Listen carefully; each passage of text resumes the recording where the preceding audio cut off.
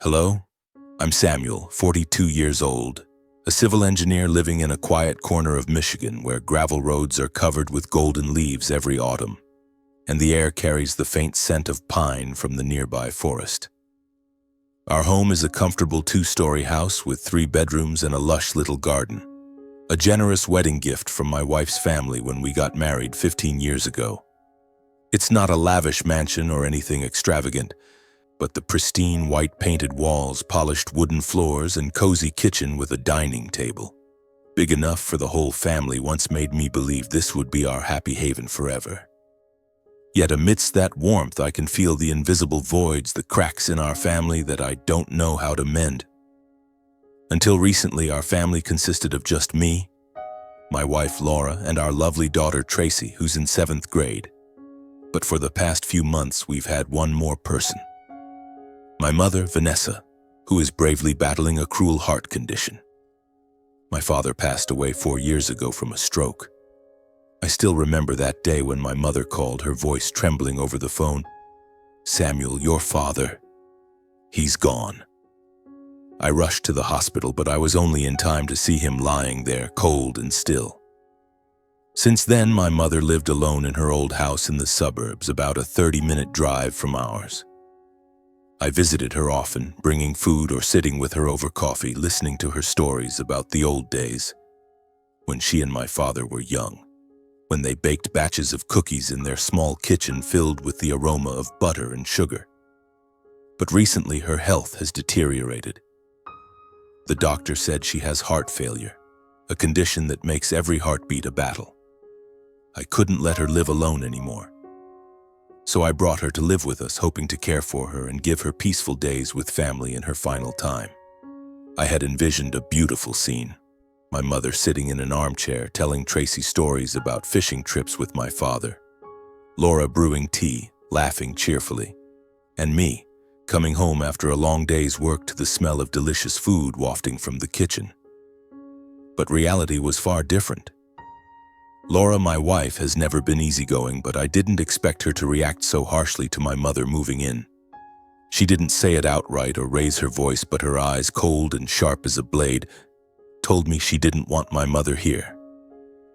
"Your mom's messing everything up," she said one evening as I was clearing the dinner table.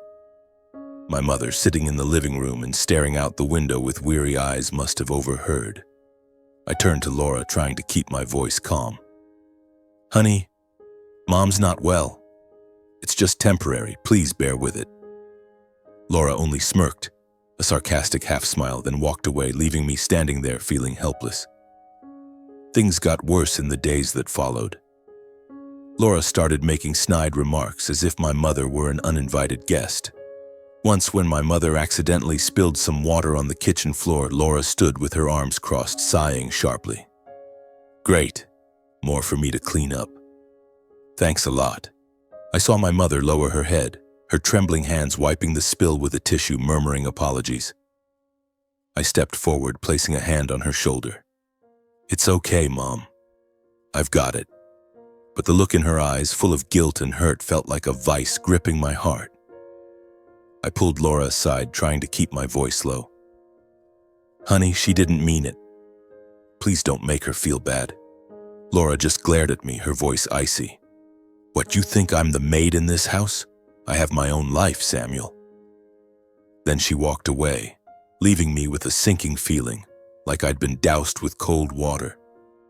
Tracy, my daughter, was the only bright spot in those gloomy days. She's 13, lanky with messy brown hair, but her heart is bigger than anyone else's in the house. Tracy loves her grandmother and often sits with her, listening to stories about my mother's youth, about the afternoons when my father sang old folk songs while she baked. Once I saw Tracy holding a little notebook, jotting down my mother's cookie recipe, her face beaming. "I'll make these for you, Grandma." My mother smiled, stroking Tracy's hair, but I could see the sorrow in her smile. She knows her health is failing, and every moment with Tracy is a precious gift. But even Tracy wasn't spared from the tension in the house. One afternoon, as I came home from work, I heard Laura's raised voice from the living room. "Tracy, don't you see your grandma's making a mess of the house? Go clean up her pile of books." I walked in to find Tracy standing in the middle of the room, clutching a stack of my mother's old books, her eyes red and teary. My mother sat in her chair, head bowed, silent. "Laura, that's enough," I said, my voice firmer than usual. "Mom didn't do anything wrong. Stop blaming her." Laura looked at me, her eyes challenging. "Oh, so I'm the bad guy now? You always take your mom's side." Tracy, caught in the crossfire between her parents, quietly turned and carried the books to her room. I tried to keep the peace. Every night after Laura went to bed, I sat with my mother, checking if she'd taken her medication on time. I asked about her chest pains, her fatigue, trying to read something in her eyes. "Don't worry, Samuel," she said, her frail hand grasping mine. "I'm fine. Just being near you and Tracy makes me happy." But I knew she wasn't fine. Her dry coughs, the times she had to pause to catch her breath walking from the living room to the kitchen. They all reminded me her time was running out. I just wanted her to live her remaining days in peace, but Laura didn't seem to understand that. One evening, while I was fixing a lamp in the living room, Laura walked in, phone in hand, muttering about her cousin's trip to Florida. "They have a whole villa there, you know," she said, her voice dreamy. "Pool, beach parties all night. Meanwhile, I'm stuck here in this cramped house with your mom." I stopped working, looked at her, and tried to suppress the anger rising in me. "Laura, Mom's not a burden," I said, my voice trembling. "She's family. Don't you see how important that is?" She scoffed, a laugh that made me feel more distant from her than ever. "Family? You think I want to spend my life taking care of a sick old lady? I have my own life, Samuel." I didn't respond right away. I just looked at her, searching for a trace of the woman I once loved, the one who stood with me before a priest, vowing to face all hardships together. But all I saw was selfishness, raw and unmasked. I turned back to fixing the lamp, but inside a storm was brewing. I knew if I didn't do something, things would only get worse. But I wasn't ready to confront it. Not yet. The tension in the house grew thicker in the following days, like a dark cloud hanging overhead, waiting for a storm to break. Laura stopped hiding her frustration. She began ignoring my mother, not responding when asked something, or worse, replying with short, cutting remarks. Once, when my mother asked her to grab a box of medication from a high shelf, Laura just said, "In a minute," and kept scrolling on her phone. Tracy, standing nearby, quietly fetched the medication for her grandmother, her eyes full of indignation. I wanted to say something, to yell that Laura was treating my mother like an unwanted burden, but I was afraid that a big fight would shatter the little peace left in our home. My mother, despite her frail body, tried to blend into the family's rhythm. She brought an old wooden box containing yellowed photos, small keepsakes, and a notebook filled with recipes written in her soft, flowing handwriting. One quiet afternoon, she called Tracy and me into her room, placed the box on the bed, and carefully opened it. She took out each photo, telling us the stories behind them. There was one of me as a toddler, wobbling across a grassy yard, another of me and my father by a lake, holding fishing rods, grinning brightly, and one of our whole family in the little kitchen, faces smudged with flour as we baked. Tracy listened eagerly to every story, her eyes wide, giggling. But I noticed the sadness in my mother's eyes, as if she knew she didn't have much time left with us. I took her hand, forcing a smile. "Mom, this weekend we'll bake together, the whole family, okay?" She nodded, but I knew she didn't believe in that whole family vision. Laura wouldn't join. She never had. One night, as I was reviewing my work schedule, Laura came into the room, her voice unusually sweet. "Samuel, my mom invited us over for dinner this Sunday. Can you make it?" I looked at her, surprised by the sudden change. "Sure," I said, trying to sound cheerful. "Can Mom come along?" Laura paused, the smile on her face stiffening. "No. Your mom should stay home. She's not well. Why tire her out?" I wanted to argue, but Laura had already turned away, leaving me with an uneasy feeling. I began to realize that Laura wasn't just annoyed with my mother, she was trying to push her out of our lives. That night, as I lay in bed listening to my mother's dry cough from the next room, I couldn't sleep.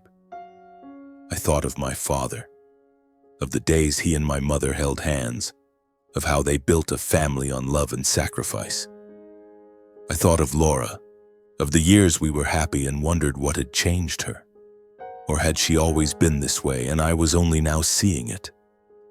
I thought of Tracy, of the look in her eyes when she defended her grandmother, and I knew I had to do something. But I didn't know where to start. The storm in my heart was still simmering, waiting for a spark to ignite, and I had a feeling that spark would come sooner than I thought. A week later, work called me to a construction site in Ohio, over 300 miles from home.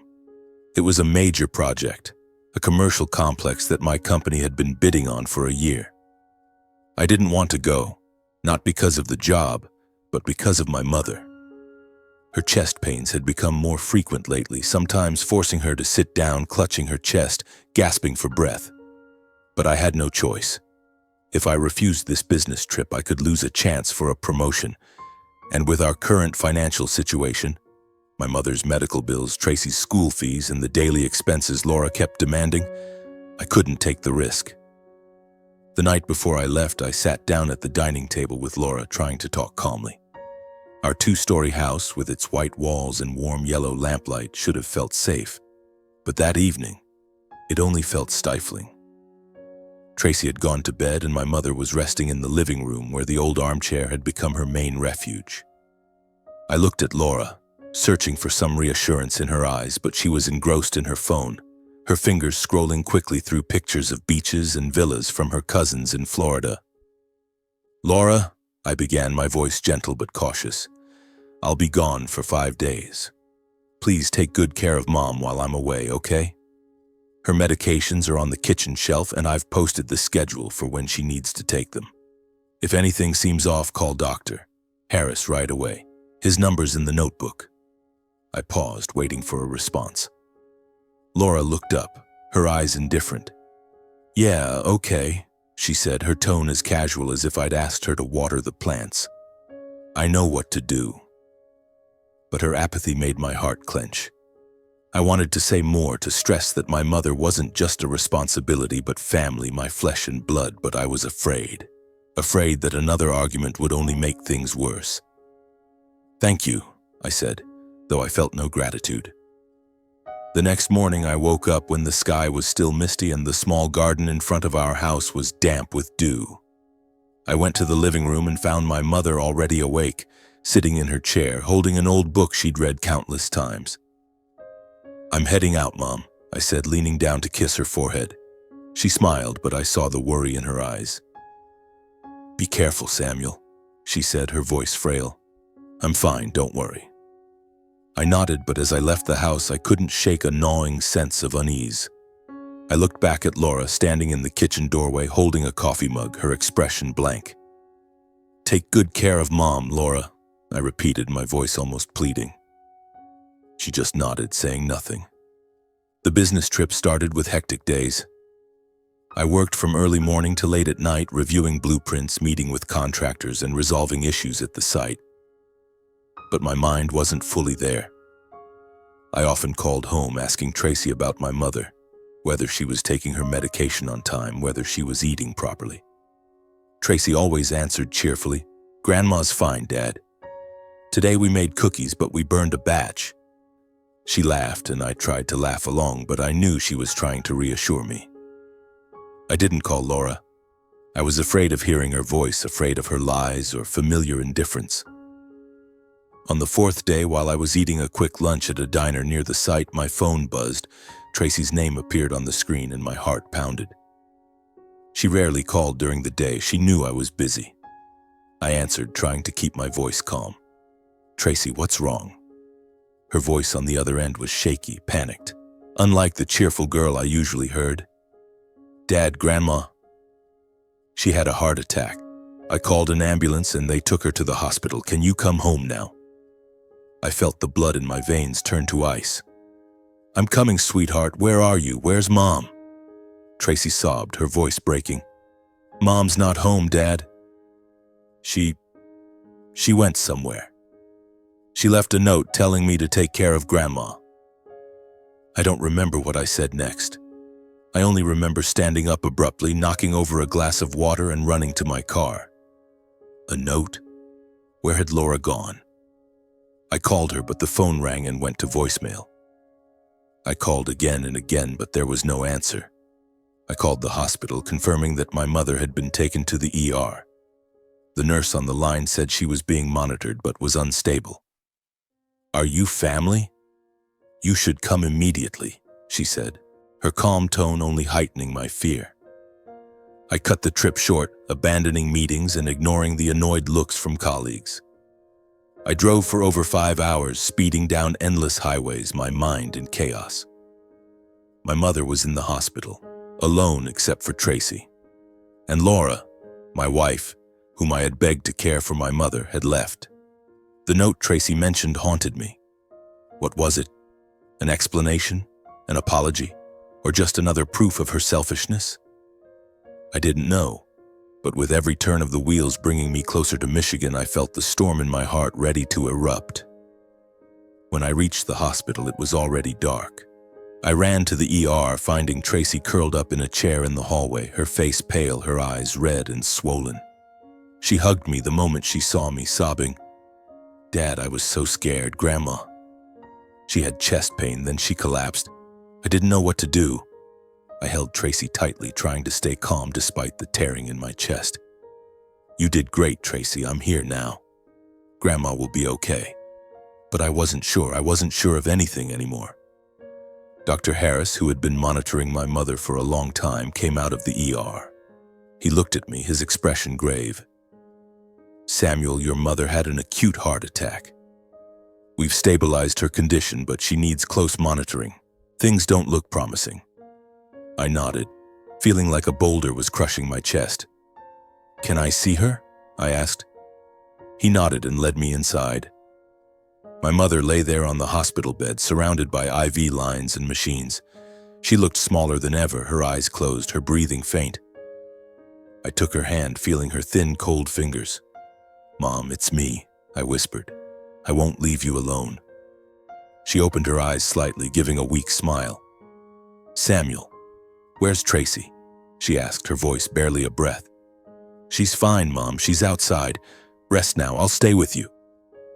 When I returned to the hallway, Tracy handed me an envelope, her hands trembling. "This is what Mom left, Dad," she said. I opened the note, and Laura's words cut into my heart like a knife. "Samuel, I need some time to relax. I'm going to Florida with my mom and cousins. Tracy's old enough to take care of your mother. Don't call.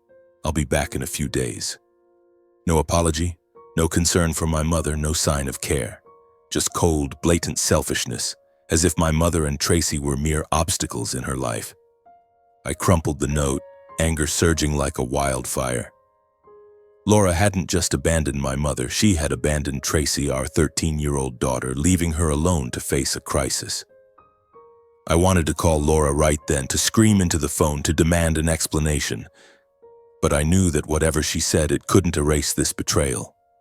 Tracy looked up at me, her big brown eyes now red, shimmering with a mix of fear and a fierce determination I'd never seen in her before. She bit her lip, as if struggling to find words, then her trembling but resolute voice broke the silence of the hospital hallway. "Dad, Mom's been really mean to Grandma," Tracy said, each word like a blade carving into my heart. "She's always annoyed, always saying unkind things about her. The night you left for your trip, during dinner, Grandma was eating slowly, her hands shaking, and she dropped some rice on the table. 'Mom!' she yelled at her, saying, 'Who can stand eating like that?' Grandma just bowed her head, not saying anything, but I saw her eyes turn red. I wanted to say something, but Mom glared at me, telling me to shut up. Tracy paused, taking a deep breath, tears streaming down her cheeks. I reminded Mom that Grandma needed to take her medication on time, but she just snapped, 'Let her handle it herself, I'm not her maid.' I stood there, stunned, feeling like the hospital floor was crumbling beneath me. The image of my mother, the woman who held me as a child, taught me to tie my shoes and sang me lullabies, being yelled at for trembling and dropping a few grains of rice, crushed my heart. I looked at Tracy, my 13-year-old daughter, small but strong, trying to protect her grandmother by telling me this painful truth. "I tried, Dad," Tracy whispered, her voice choking. "I got her medication, reminded her to take it, but she's so sad. She told me she doesn't want to be a burden." The word burden cut like a sharp blade. My mother, who had sacrificed her life for me, now felt like a burden in the home I called our sanctuary. I pulled Tracy into my arms, holding her tightly, feeling her small body tremble with emotions too big for her age. "You did amazing, Tracy," I said, my voice hoarse as I fought back tears. "You're the bravest girl I know. I'm so proud of you." But inside, my anger blazed like a fire, burning away any lingering hope for Laura. She wasn't just selfish or indifferent. She had hurt my mother, who was fighting a cruel illness every day. And she had left Tracy, our daughter, alone to face fear. Laura didn't deserve to be part of this family, didn't deserve Tracy's love, and certainly didn't deserve the years I'd spent trying to save our marriage. That night, I sat by my mother's bedside, holding her hand, listening to the steady beeps of the heart monitor. Tracy curled up in a chair, asleep from exhaustion. I looked at Laura's crumpled note in my hand, feeling like a part of me had shattered. I thought about our years of marriage, the times I tried to please Laura, the times I turned a blind eye to her selfishness to keep the peace. But now, I could no longer look away. The storm in my heart had erupted, and I knew that when Laura returned, nothing would ever be the same. The hours that followed in the hospital passed like a slow nightmare. My mother woke up a few times, but she was so weak she could only manage a few words before slipping back into sleep. Dr. Harris came to check on her, his expression as grave as before. "Samuel, we're doing everything we can," he said, placing a hand on my shoulder.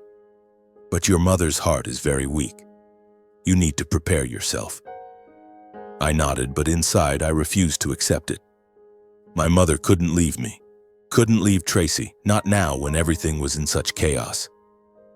Tracy woke up around midnight, rubbing her eyes, then quietly sat beside me. "Will Grandma be okay, Dad?" she asked, her voice barely audible. I stroked her hair, forcing a smile despite the weight in my chest. "I don't know, sweetheart, but I'll do everything to make sure she gets the best care." Tracy nodded, but I could see the worry in her eyes. She didn't say anything more, just held my hand, and we sat there in the dim light of the hospital room waiting for a miracle. The next morning, I decided to call Laura. I needed an explanation, even though I knew it wouldn't change anything. I stepped into the hallway, avoiding the curious glances of the nurses, and opened FaceTime. The phone rang for a long time before Laura answered. Her face appeared on the screen, lounging by a pool, the bright Florida sun glinting off her blonde hair. She wore a vibrant floral dress, holding a cocktail, and the smile on her face felt like a slap. "Samuel, why are you calling so urgently?" she said, her tone light but laced with disdain. "I'm busy relaxing here." "Relaxing?" I repeated, my voice trembling with anger. "Laura, my mother's in the hospital, nearly died from a heart attack. Tracy had to call an ambulance alone, terrified, and you're off on vacation? What's that note you left? You left our daughter to take care of my mother by herself?" Laura raised an eyebrow, showing no remorse. "Oh, don't blow it out of proportion, Samuel. Tracy's old enough to handle things. And your mother, she's always exaggerating her condition. She's just a burden, don't you see? I needed time for myself, and I deserve it." She took a sip of her cocktail as if we were discussing the weather. I felt the blood rush to my head. "A burden? Laura, my mother's fighting to stay alive. You yelled at her for dropping rice. You ignored her when she needed her medication, and you took money from our joint account for this lavish trip, didn't you?" I was almost shouting, but tried to keep my voice down to avoid disturbing those around me. Laura smirked, her eyes cold and sharp. "Oh, you found out about the money?" "Yes, I took it. It's our money, Samuel, and I have a right to use it. As for your mother, if she weren't there, our lives would be so much easier. What are you going to do about it? Divorce me? You don't have the guts." She tilted her head, her smug smile making me want to smash the phone. I took a deep breath, trying to keep myself from breaking down. Laura, you're wrong. I don't just have the guts, I'm going to do it. You don't deserve to be my wife, and you don't deserve to be Tracy's mother. When you get back, we'll talk to a lawyer. I ended the FaceTime call before she could respond, my heart pounding, but not from fear, from a strange sense of liberation. I had finally said what I'd been holding back for too long. This marriage had been dead for years, and I could no longer pretend otherwise. When I returned to the hospital room, my mother was awake, her eyes a bit brighter.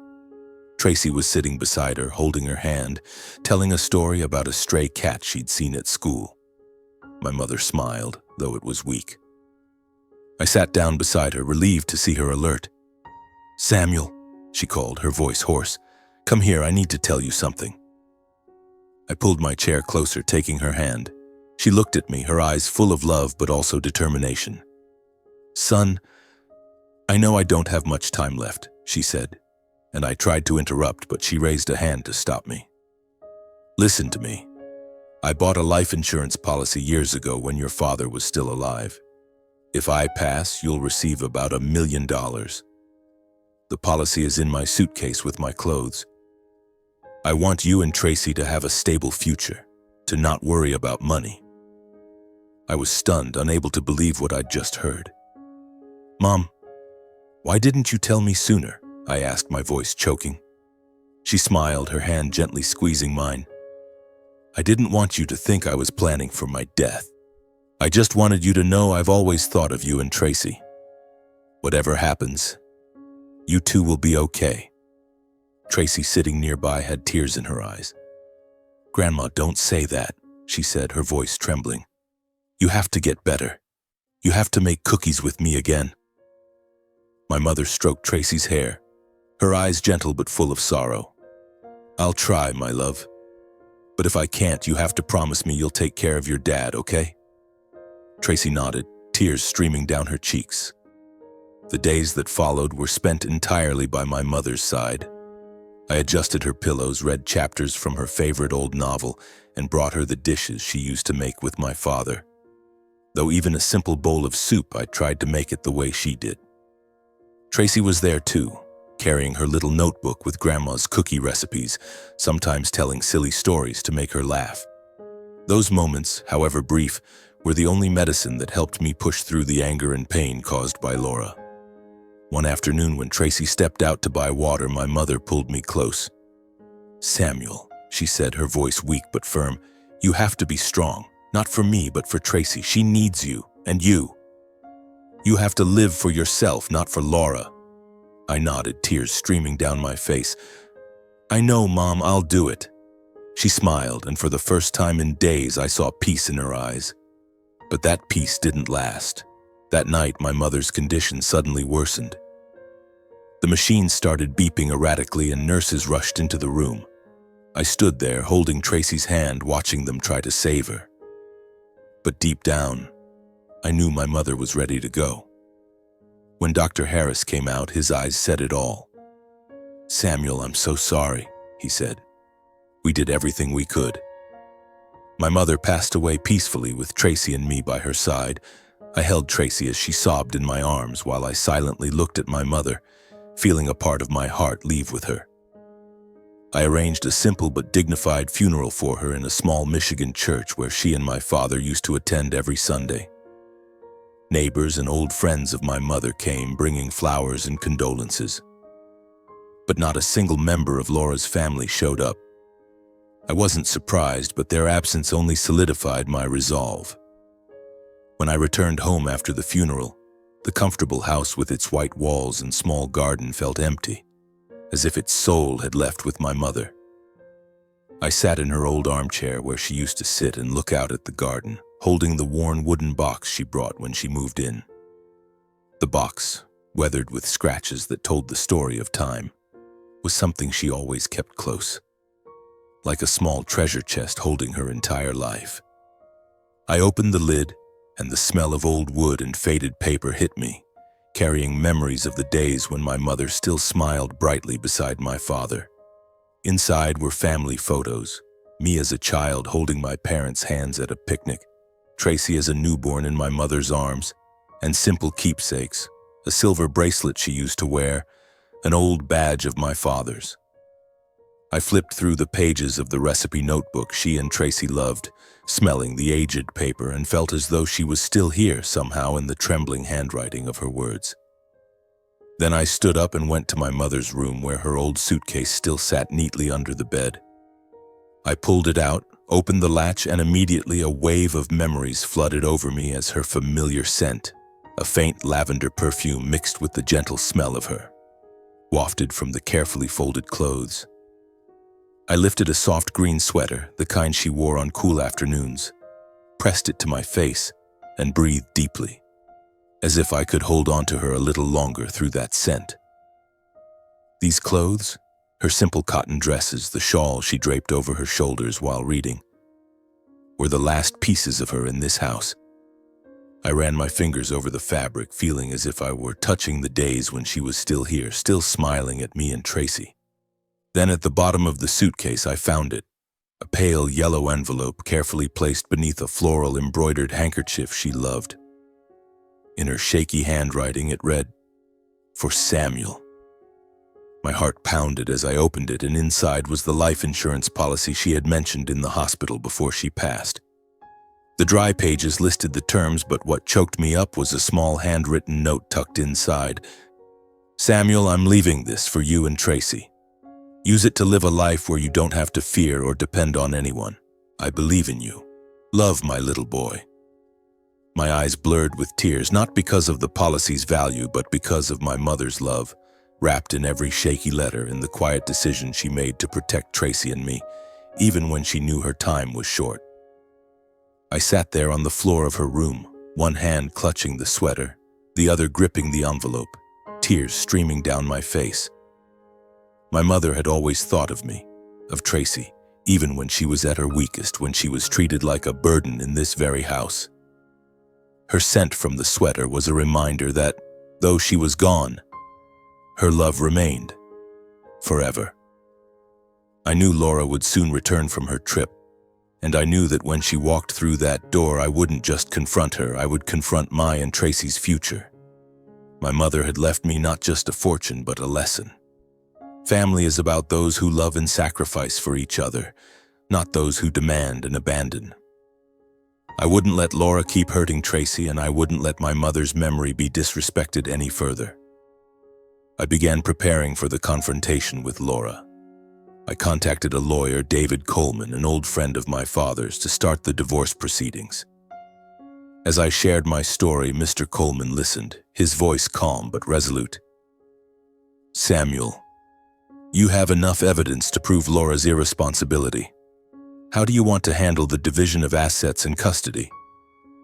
I told him I wanted Tracy to stay with me, and I didn't want Laura to take anything that belonged to my mother, not even her memory. He nodded, jotting down notes, and promised to prepare the paperwork within a few days. Laura returned on a Wednesday afternoon while Tracy and I were quietly eating a simple meal at the dining table, just soup and bread. But I tried to make the soup the way my mother used to, with a touch of parsley and cream. The sound of the door unlocking echoed, and Laura walked in, pulling a suitcase behind her. She wore a vibrant floral dress, sunglasses perched on her head, and a smug smile that made my heart clench. "Hey everyone," she said, her tone carefree as if she'd only been out shopping for a few hours. "Florida was amazing, you wouldn't believe it." I set my spoon down, looking straight at her. Tracy sat beside me, her hands gripping the edge of the table, her eyes cold, far from the timid girl I once knew. "Laura," I said, my voice calm but firm. "Sit down. We need to talk." Laura raised an eyebrow, tossed her suitcase aside, and sat across from me, legs crossed, her gaze defiant. "Oh, don't be so dramatic, Samuel. Is your mom okay? Or is she making a big deal out of things as usual?" She smirked, and I felt the blood rush to my head. Tracy squeezed my hand under the table as if reminding me to stay calm. "My mother passed away," I said, my voice steady but icy. "She died 3 days ago after a heart attack that you left Tracy to deal with alone." You went to Florida, leaving our daughter and my mother behind with a note asking a 13-year-old to care for a critically ill woman. You call that relaxing? Laura blinked, but there was no trace of remorse in her eyes. Oh, you're making me sound like the villain, she replied, her tone dripping with sarcasm. Samuel, I needed time for myself. You know how stressed I've been. And your mother, she was old. Sickness is normal. I couldn't stay here playing nurse forever. She shrugged, as if my mother's death was a minor inconvenience. I slid her note across the table, its cold words now like an indictment. You wrote this, Laura. You abandoned Tracy, abandoned my mother, and you withdrew money from our joint account to fund your lavish trip. Did you think I'd forgive that? Laura glanced at the note, then laughed, a sharp, cutting sound. So what are you going to do, Samuel? Divorce me? You don't have the money to fight me. My family will hire the best lawyers, and you'll lose everything, even Tracy. She leaned forward, her eyes challenging. You're just an ordinary engineer. You think you can beat me? I took a deep breath, trying to suppress my anger to avoid shouting. Laura, you're wrong. I'm not just divorcing you. I'll make sure you pay for what you've done.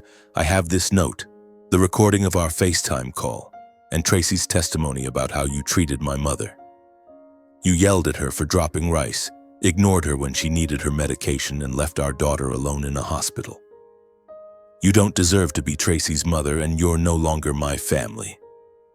Laura opened her mouth to respond, but Tracy suddenly stood up, her hands clenched, her voice trembling but resolute. Mom, you're wrong, Tracy said, her eyes locked on Laura. Grandma wasn't a burden. She loved me, loved Dad, and she always thought of us. She left us $1 million from her life insurance. You don't get anything because she knew you didn't deserve it. Tracy paused, tears streaming down her cheeks, but she didn't look away. You left me alone when Grandma needed me most. I won't forgive you. Laura froze, her face paling, her smug smile vanishing. $1 million? She repeated, her voice faltering. No, that's impossible. That old woman didn't have any money. She looked at me, her eyes frantic. Samuel, you're making this up, right? Your family was dirt poor. How could she have that kind of money? I stood up, took the yellow envelope from my mother's wooden box and placed it on the table in front of Laura. This is the insurance policy. My mother bought it years ago because she knew you couldn't be trusted.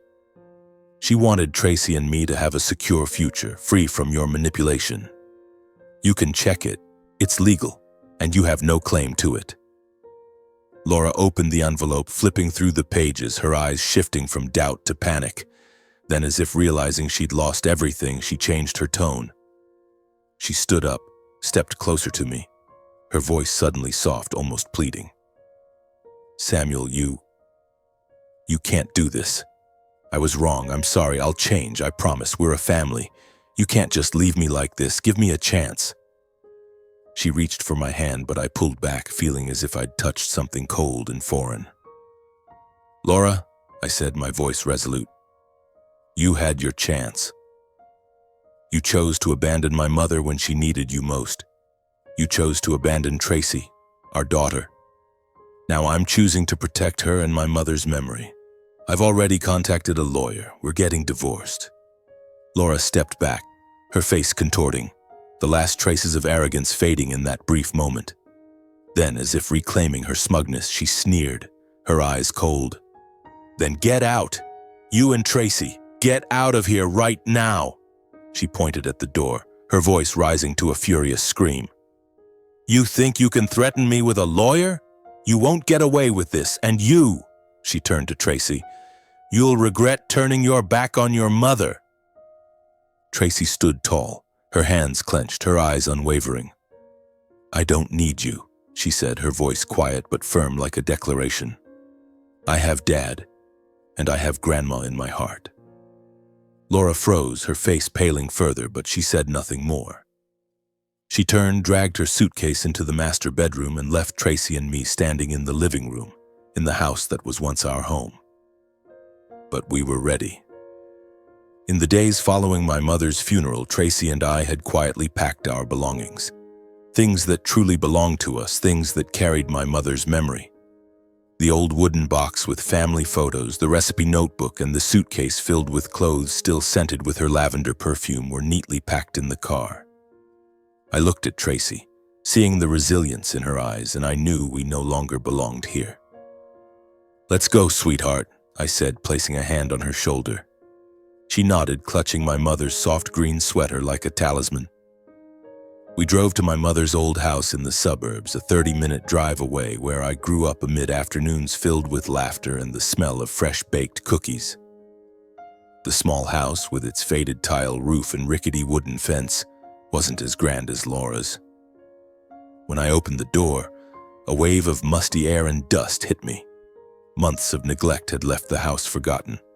Cobwebs clung to corners, dust coated the furniture, and the smell of damp wood from the old floors tugged at my heart. But this was my mother's place, where she lived, loved, and I was determined to bring it back to life for Tracy and me. Tracy stepped inside, clutching my mother's green sweater, and placed it on the familiar armchair, now covered in a thin layer of dust. She looked around, her brown eyes sparkling but tinged with sadness. "Dad, Grandma would be happy to see us here, right?" she asked, her voice small but hopeful. I nodded, tears streaming down my face. "Yes, sweetheart, she'd be thrilled. And we'll make this house as beautiful as she did." I hugged Tracy, feeling her small body no longer trembling with fear but with a deep sense of release, a new beginning. We started cleaning that afternoon. I opened the windows wide, letting the autumn sunlight stream in, chasing away the musty smell. Tracy grabbed a broom, sweeping dust from the floor, humming a song my mother used to sing to her. I wiped down the dining table where my mother once sat writing her cookie recipes, feeling the wood as if it carried her memory. We found a few of her old things in a cupboard. A ceramic vase she loved, a silver picture frame with a photo of our family from when I was young. Each item was a reminder that though she was gone, her love lingered in every corner of this house. As the sunset fell, Tracy and I began fixing small details. I replaced a burnt-out light bulb, repaired a creaky door while Tracy carefully cleaned the window frames, revealing clear panes that looked out onto a garden now overgrown with weeds. "Dad, we'll plant flowers again, right?" she asked, still holding her rag, her eyes bright with the idea. "Yes," I replied, smiling. "We'll plant lavender like Mom loved." Tracy nodded, her smile like sunlight breaking through the darkness in my heart. That night, after cleaning, Tracy and I sat in my mother's armchair, opening the recipe notebook. We read her shaky handwriting, laughing as we recalled the batches of burnt cookies Tracy made with her. I draped my mother's green sweater over Tracy's shoulders, and the faint lavender scent, though faded, felt like it was embracing us once more. Laura could keep the grand house her parents gave us, but she couldn't take what my mother left us. Not just the insurance money, but the love, sacrifice, and lesson about the true meaning of family. This house, though old and dusty, would be where Tracy and I rebuilt our lives, step by step, guided by my mother's memory. 3 months later, I finalized the divorce with Laura.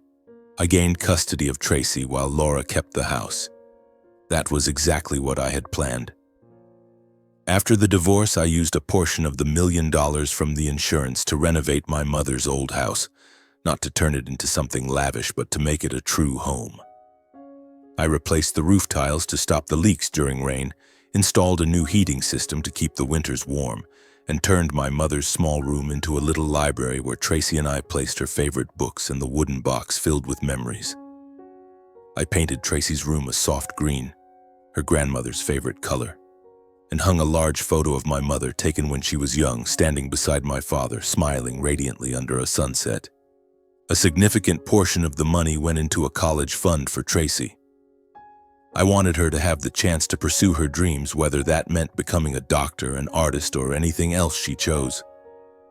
"I'll study hard, Dad," Tracy said one evening as we sat down to dinner in the now clean and cozy kitchen. "I want to make Grandma proud." I stroked her hair, smiling. "You've already made her proud, Tracy, and I'm proud of you too." I also set aside a portion of the money to donate to an organization supporting elderly people with heart conditions, a way to honor my mother's legacy. I contacted the organization telling them about her, a strong woman who sacrificed her life for her family and even in her final days thought of her son and granddaughter's future. They were touched, and I felt a sense of relief knowing that my mother's legacy lived on not just in Tracy and me, but in those helped through her. Our life, Tracy's and mine, wasn't perfect, but it was filled with love and meaning. We baked cookies together using my mother's recipes, though our first batches still burned, just like the ones Tracy made with her grandmother.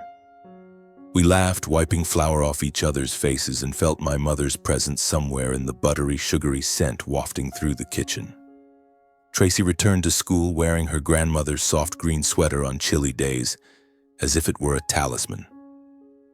She told me about her new friends, the math test she aced, and her dream of becoming a writer to tell stories about her grandmother. I also found the strength to live for myself. I continued my engineering work, but now with a clearer purpose, building not just structures but a future for Tracy. I started keeping a journal, writing down memories of my mother, my father, and the days Tracy and I overcame our pain together. Some nights I sat in my mother's armchair reading her recipe notebook, feeling as though she was still talking to me, reminding me that family is about those who love each other unconditionally. Laura never reached out again. Neither did I. One spring morning, as the lavender in the garden began to bloom, Tracy and I stood outside watching the purple flowers sway in the breeze. Tracy held my hand, her eyes shining like the sunlight. "Dad, I think Grandma's watching us," she said. I smiled, breathing in the faint lavender scent like an embrace from my mother.